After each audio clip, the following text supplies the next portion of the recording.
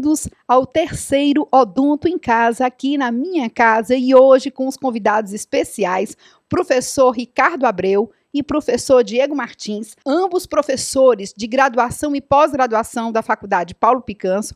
Professor Ricardo é coordenador do curso de especialização em prótese e reabilitação oral da instituição, hoje professor de graduação e coordenador da Liga de Planejamento Digital. Professor Diego, coordenador do curso de odontologia, professor do curso de dentística restauradora e coordenador do núcleo acadêmico de prótese dentária. Ambos sejam muito bem-vindos aqui à minha casa, tá? E hoje nós vamos conversar um pouquinho, nosso assunto é implantodontia e planejamento, quando colocar um implante. Sejam bem-vindos, colegas. Eu queria que vocês explicassem um pouquinho para os nossos estudantes, para os profissionais que estão nos vendo, o que a gente pode passar de informação, né, para quem nos escuta, para quem nos vê, sobre implantodontia. Seja bem-vindo, professor Ricardo. Muito obrigado, professora Gracema. É sempre um prazer estar aqui com a presença de todos, né? E poder conversar aqui na sua casa, muito agradável, aí sobre algum assunto que a gente vem trabalhando já bastante há algum tempo na vida profissional e principalmente na nossa escola, na Faculdade Paulo Picanso. Isso. Implante, quando colocar, qual é a situação em que o nosso cliente, né, em que o nosso estudante deve saber, né, de quando colocar um implante, quando o implante passa a ser uma opção no tratamento. O que é o implante? Eu queria que o senhor esclarecesse isso, porque existe um grande anseio da população e dos estudantes de achar que implante é a substituição total do dente. Eu queria que deixasse isso bem claro, né? Quando e como e o que é. Bom, o implante dentário, né, ele é se a gente pode dizer, né, o termo correto dele, ele é um parafuso metálico, né, e esse metal é o titânio, que é um metal que ele tem uma característica de ser não só biocompatível, mas também osso-integrável, que é quando o osso, né, o corpo, cicatriza ao redor desse implante de uma forma que esse implante não consegue mais ser removido. E quando a gente fala implante, a gente fala da parte intraóssea, que é a parte que vai suportar a coroa dentária. Ou seja, o implante dentário ele entra em substituição à raiz do dente. Posteriormente, precisa daí ser feito a parte da reabilitação protética, que é a coroa dentária ou a prótese dentária. Então, professor Ricardo, o implante é a raiz, a coroa é a parte protética que compõe o implante para poder substituir a unidade dentária como um todo, ok? Ele é dividido em duas etapas. Primeiro é a etapa cirúrgica, que é a instalação do implante propriamente dito, e depois é a etapa protética, que é a construção da prótese ou da coroa dentária.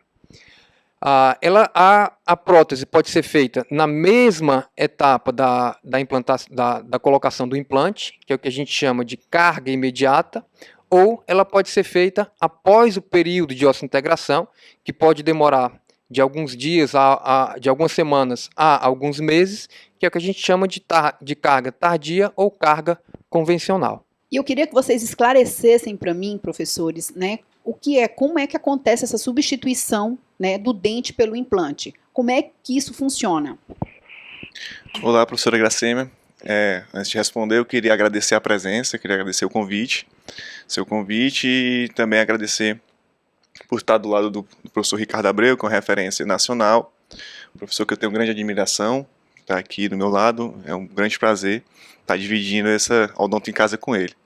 Então, respondendo a sua pergunta, tem muita dúvida, tanto os pacientes como os alunos da graduação no início, que eles entendem que o implante seria uma estrutura só, tanto a parte que está intraóssea quanto a parte que a gente vê no sorriso, a parte coronária. O implante, ele é simplesmente a parte que está dentro do osso, é um parafuso de titânio, como o professor Ricardo falou, que ele é trabalhado na superfície, e nessa primeira etapa, que eu vou chamar de etapa cirúrgica, é instalado um parafuso dentro do osso, ele vai passar um período lá dentro, já chamar o período de osso-integração, para depois ele ser reabilitado.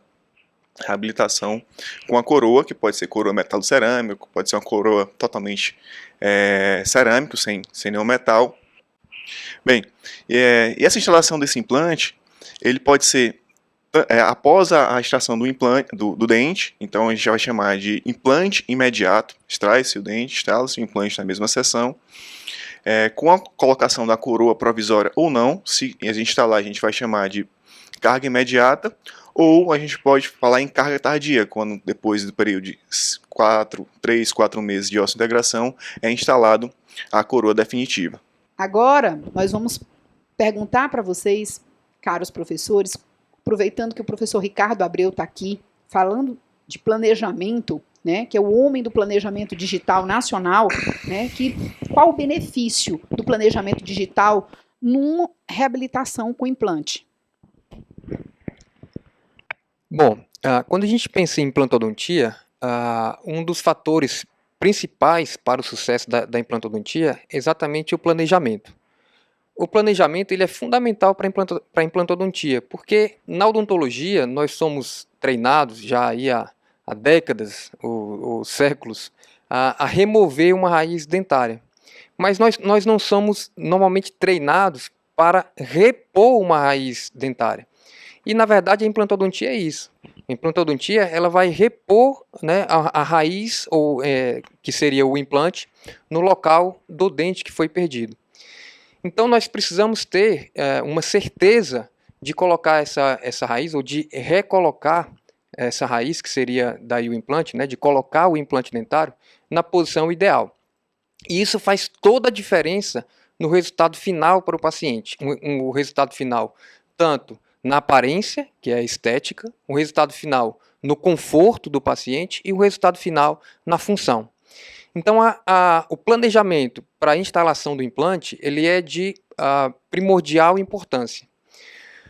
Com o avanço dos exames que a gente tem de imagem e o próprio avanço da implantodontia digital ou da odontologia digital, a gente hoje consegue fazer um planejamento com uma segurança bastante mais aumentada. Nós conseguimos pegar os exames de tomografias 3D e interpolarmos isso com os exames digitais do paciente, que seriam daí o escaneamento intraoral, e através de softwares ou programas específicos, nós conseguimos fazer um planejamento reverso e a instalação do implante no paciente pelo computador antes mesmo do paciente ser operado. E daí a gente consegue transportar esse planejamento de uma forma segura para o momento da cirurgia, dando uma condição operatória bem mais confiável e bem mais confortável para o paciente. Isso quando a gente pega um caso para reabilitação. Mas tem outros casos que chegam, né, na nossa mão, principalmente na graduação, que a gente atende muita emergência, muitos casos que o paciente chega com uma coroa de um dente fraturada, né, por um trauma, por uma lesão, por uma piscina, enfim. E nessa hora a gente tem que tomar uma decisão em extrair ou não extrair o dente, como substituir e qual é o papel do implante num caso como esses. Bem, professora, sempre que possível, é indicada a instalação do implante após a extração. Só não vai ser feita essa instalação do implante logo após a extração em algumas situações na qual a gente não tem osso ou tem uma lesão muito extensa, na qual tem que ser tratado antes. Mas o que a gente tem que levar em consideração é a preservação desse alvéolo após a extração, com enxerto. O que não pode deixar é fazer essa extração, passar um período desse alvéolo sem ter o suporte da raiz e depois tentar instalar. Isso aí a gente vai ter uma perda óssea e a reabilitação pode ficar comprometida, tanto da parte da porção de remanescente ósseo quanto a porção estética gengival. E essa já era a minha próxima pergunta, né?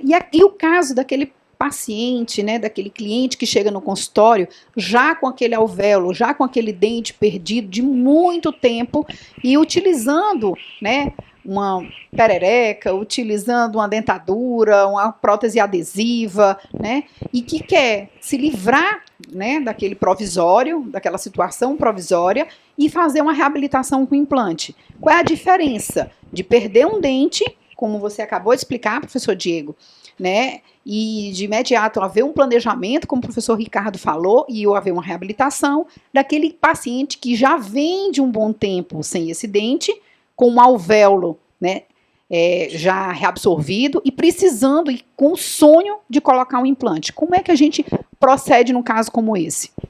Bem, nesse tipo de caso, já a gente tem que partir do pressuposto que já teve a perda óssea. Se for uma prótese removível que tem trauma em cima daquele alvéolo, provavelmente esse osso vai estar mais reabsorvido ainda. Então, partindo do planejamento, tem que iniciar por uma tomografia computadorizada, na qual a gente vai ver tanto a espessura quanto a altura óssea daquela região. E daí a gente vai ter duas vertentes. Provavelmente, 15 anos, como você deu exemplo, né, usando aquela PPR, o paciente provavelmente vai precisar de um enxerto.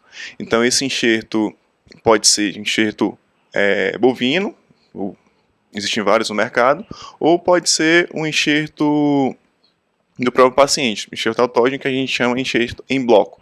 Você remove de algumas regiões e instala naquela região na qual você vai estar indicada a instalação do implante.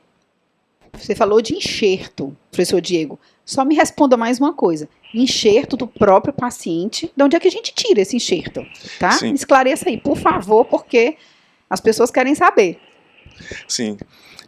Do próprio paciente, sim. A gente remove das áreas mais indicadas. Seria a região de mento, a região de ramo mandibular, na qual são enxertos de pequena quantidade. Enxertos maiores, apesar de hoje em dia não ser está sendo tanto utilizado com avanços biomateriais, mas há um tempo atrás era bastante indicado ser removido da costela, da bacia, até mesmo em banco de ossos, na qual são ossos humanos tratados, que era adquirido e você instalava na região que ia instalar o implante, a região do defeito ósseo.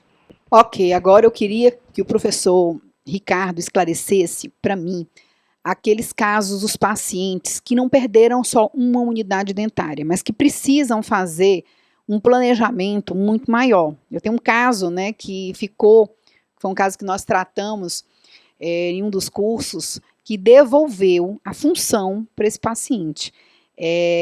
Eu lembro muito bem que o seu João vivia reclamando, falando para a gente, doutora Gracêmia, a queixa principal dele nos buscar é porque ele já estava usando há 30 anos uma peça protética com a ausência de todos os dentes e que ele não conseguia mais mastigar porque a prótese estava sambando na boca. Ele não conseguia mais deglutir, roncava muito à noite, né? E mastigar nem sonhar. Então ele disse, eu vim aqui, por favor, para devolver a minha saúde, porque me disseram que se eu colocasse implante, eu iria melhorar, se eu reabilitasse a minha boca. E eu lembro muito bem que esse caso ficou, né, porque eu lembro do final desse caso, né, do abraço que ele me deu no final desse caso, lá no curso, né, agradecendo toda a equipe, e eu queria esclarecer e dar esperança para alguns casos, pacientes que não têm. Já perdi todos os meus dentes há mais de 15, 20 anos, 30 anos, como é o caso do seu João. O que fazer? Como planejar um caso desse, professor Ricardo, para devolver a função mastigatória para esse cliente, para esse paciente, para devolver o sorriso, a função? Como é que isso é feito? Como é que se planeja? Como é que se trata um paciente, um caso como esse, que quando se olha, né, só se vê as dentaduras e o osso lá em cima na radiografia. Tem jeito, como ele disse, eu sempre digo que tem o otimismo do professor Ricardo. O professor Ricardo é a pessoa que tudo tem uma solução lá dentro, é o meu MacGyver. Então explique para os nossos ouvintes como tratar um caso como esse. Bom, é até muito bom você ter tocado nesse assunto, porque eu acho que a implantodontia, na verdade, ela nasceu para reabilitar esse perfil de paciente, que o professor Brandemark, que foi quem desenvolveu a técnica da implantodontia, né, descobriu e desenvolveu a técnica da implantodontia, ele considerava esse perfil de paciente um paciente inválido oral. Então ele sempre teve a ideia de tentar reabilitar esse perfil de paciente. E realmente é onde eu considero que a implantodontia consegue devolver o melhor dela. Quando a gente pensa em pacientes desdentados totais, que usam próteses móveis, né, principalmente as próteses removíveis totais, esse é um perfil de paciente que normalmente a eficiência mastigatória ou a força de mastigação desse paciente, ela chega a 25% da força de mastigação de um paciente que tem próteses fixas ou uma dentição natural. Então esse paciente ele já tem uma condição de mastigação muito deficiente. E se esse paciente ele usa esse par de próteses dentais removíveis, se ele já é um usuário há 20, 30 anos, ele pode chegar a em torno de 6% da força de mastigação de quando a gente compara isso daí com uma dentição natural. Então, como a professora Gracemia falou, é uma condição de mastigação insatisfatória que pode levar a diversos problemas aí de trato, né, de trato gastrointestinal, de problemas daí que podem levar a deficiências de alimentação, inclusive levando a uma possível diminuição do tempo de vida, além de todo o aspecto psicológico. E é interessante, como você falou, professora Gracemia, porque a partir do momento que a gente consegue reabilitar esse paciente com implantes dentários e oferece para ele uma dentição fixa, uma prótese fixa, esse paciente já no primeiro ano de uso, com 3 meses de uso, esse paciente consegue aumentar em 80% a eficiência mastigatória dele, e ao final do primeiro ano, a gente consegue valores de até 300% de melhora na força de mordida dos valores que ele tinha iniciais. Ou seja, a gente consegue, através da implantodontia, e só através da implantodontia, devolver a esse paciente uma mastigação, uma eficiência de mastigação que a odontologia não conseguia oferecer antes da implantodontia. Bom, professores, eu queria saber se existe um limite de idade, né, para fazer esse tipo de cirurgia. Não, professora, não existe limite de idade. O paciente tem que estar com boa condição de saúde, bons exames pré-operatórios. Em algumas situações, alguma liberação médica, a gente tem que solicitar. O que a gente orienta é que o paciente que está na média de 70, 80 anos de idade, a gente já tem um planejamento daí por diante como é que vai ser a condição oral dele. Então, geralmente o paciente ainda com 70, 80 anos tem uma condição boa de saúde, então parte do princípio que se a gente reabilitar nessa idade, essa segunda dentição dele após essa faixa etária, já vai dar uma sobrevida melhor, um resultado mais satisfatório na sua reabilitação de implantes. Em maxila, temos técnicas que a gente consegue instalar no mínimo 4 implantes e tem no máximo em torno de 8 implantes. Então varia em maxila de 4 a 8 implantes. Em mandíbula a gente pode falar de 3 a 5 implantes para fazer essa reabilitação. Em relação ao tempo cirúrgico, vai variar um pouco também da condição óssea daquele paciente. Você vai necessitar de um levantamento de seio, de algum enxerto, de algum reposicionamento de retalho naquela situação. Mas em média, uma cirurgia em maxila dura em torno de 2 horas e meia de procedimento cirúrgico. Gente, e o pós-operatório, hein, desses casos, né? O paciente, ele passou muito tempo num ato cirúrgico como esse, né, colocando 4 até 8 implantes na arcada superior, de 3 a 5 implantes na média, você relatou aqui, professor Diego, na arcada inferior, ok? E o pós-operatório, né, o que é que ele deve fazer, quais são os cuidados que ele tem que tomar? Ele tem que, inicialmente, ter cuidado para não baixar a cabeça, evitar ficar falando muito, tomar medicação direitinho, como foi orientado pelo cirurgião, colocar gelo, todos esses cuidados têm que ser feitos, evitar subir escada, ficar em ambientes mais quentes, alimentar de alimentos mais gelados, certo? Tudo isso vai evitar um pós-operatório mais chatinho, com mais inchaço e até mesmo sangramento pós-operatório. Ok. Então, vamos tentar reduzir esse tempo cirúrgico, não é isso? E isso pressupõe-se que, para reduzir o tempo cirúrgico, a base de tudo é o planejamento, realmente. Eu queria fechar aqui esse nosso quadro do implante falando da importância, né, do nosso planejamento. Tudo na vida, qualquer tratamento na odontologia, né, o início começa de um planejamento, a partir de exames que são solicitados. E eu queria reter, né, eu queria linkar aqui com os nossos profissionais, né, que o professor Ricardo nos esclarecesse, né, os benefícios do planejamento digital dentro de uma reabilitação que utilize os implantes dentários. Queria que você falasse um pouquinho, né, da importância do nosso planejamento, da viabilidade desse planejamento dentro de uma reabilitação, né, e se isso está acessível hoje a qualquer profissional, cirurgião dentista, que busque, e também, né, a posição, o olhar do paciente quando se é apresentado no início um planejamento digital.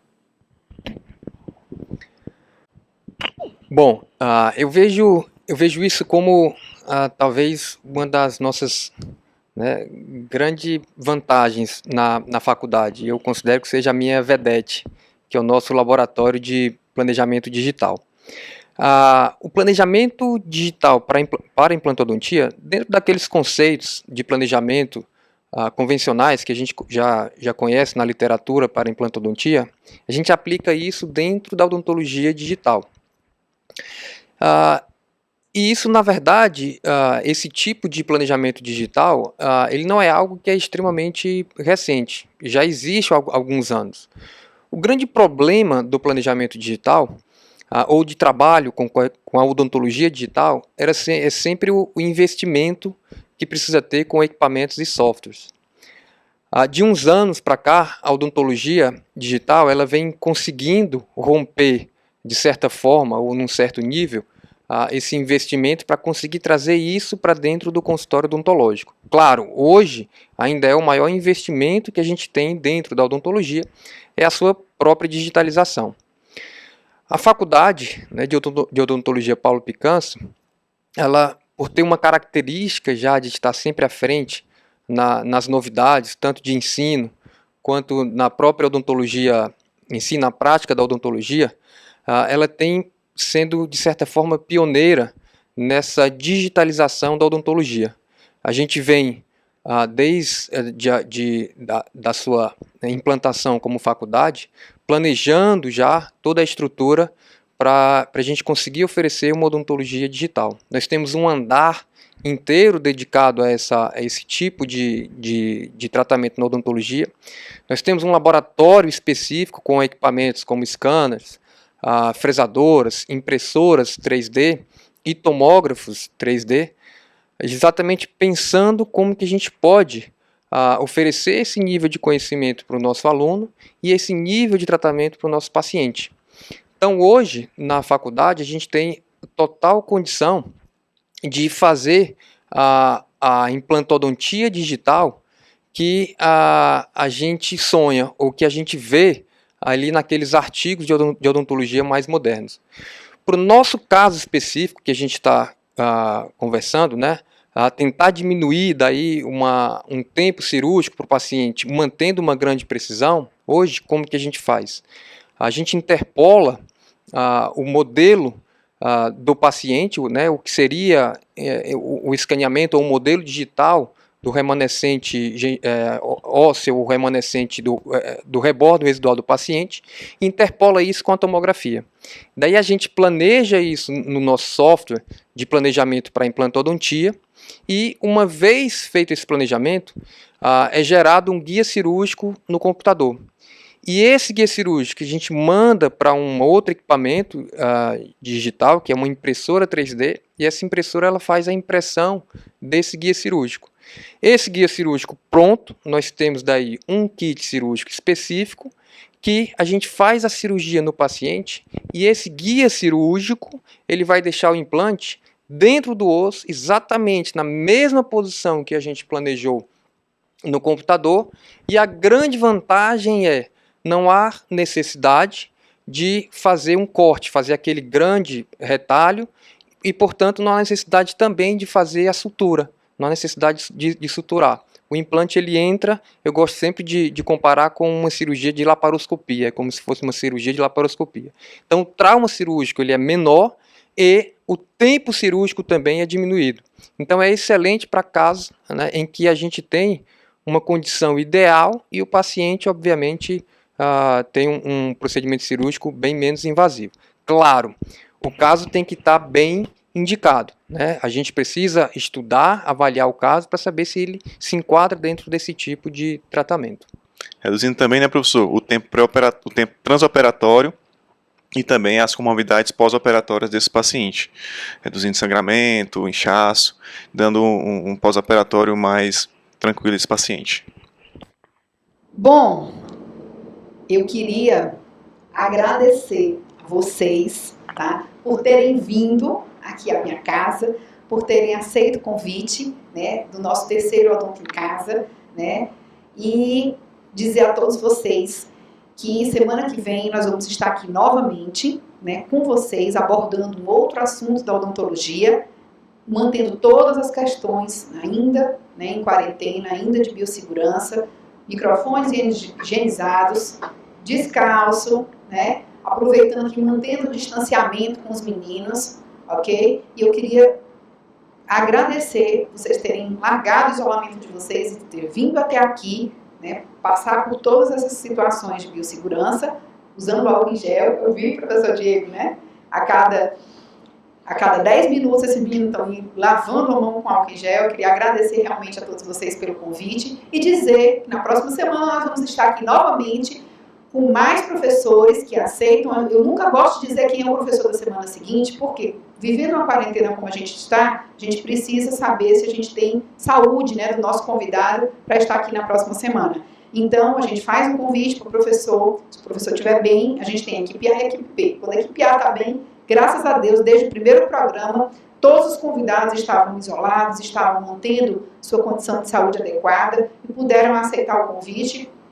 E a gente pôde fazer esse momento aqui na minha casa, onde a gente discutiu assuntos da faculdade, onde a gente discutiu o planejamento e aproveitou e passou um pouquinho desse conhecimento para vocês. Muito, muito obrigado, só tenho a agradecer. Professor Ricardo, professor Diego, tá, pelo convite.